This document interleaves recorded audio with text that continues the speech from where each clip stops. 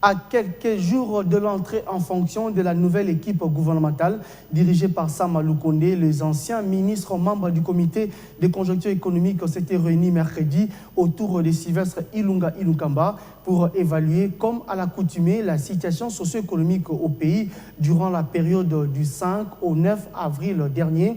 Ils ont noté la stabilité relative du franc congolais à l'indicatif et une dépréciation de 0,32% au parallèle face au dollar américain. Pour la même période prévue, les taux d'inflation hebdomadaire au niveau national s'est situé à 0,083% contre 0,89% la semaine précédente. C'est une dernière séance de travail pour la plupart des membres du comité de conjoncture économique avant de passer le relais au nouveau ministre du gouvernement Sam Aloukonde. Comme à l'accoutumée, il était question d'évaluer la situation socio-économique de l'euro pays durant la période du 5 au 9 avril dernier.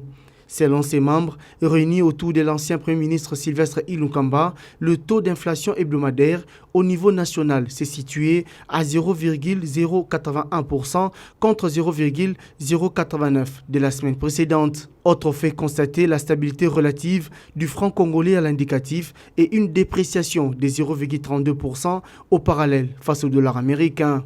Concernant l'évolution des principaux indicateurs économiques, les secteurs réels renseigne une décélération du rythme de formation des prix intérieurs au cours de la deuxième semaine du mois d'avril.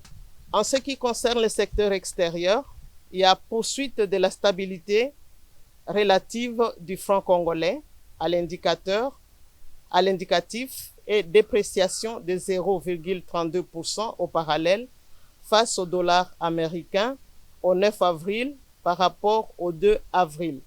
Quant aux activités minières, durant la même période, ces membres du CCE ont noté la diminution du volume des exportations minières avec comme conséquence la baisse de la redevance minière au pays. La période sous revue est caractérisée par l'augmentation des prix de la quasi-totalité des métaux exportés par la République démocratique du Congo, à l'exception du cobalt et du manganèse, qui ont clôturé la semaine avec des baisses respectives de 1,99% et 0,41%. Poursuivant leur évaluation, Sylvestre Ilunkamba et ses collaborateurs ont pris note de la suspension du chef de division provinciale en charge des mines et géologie par l'ancien ministre de ces secteurs suite aux informations sur les faits avérés de fraude, contrebande et exportation minière illicite dans la province du Lualaba.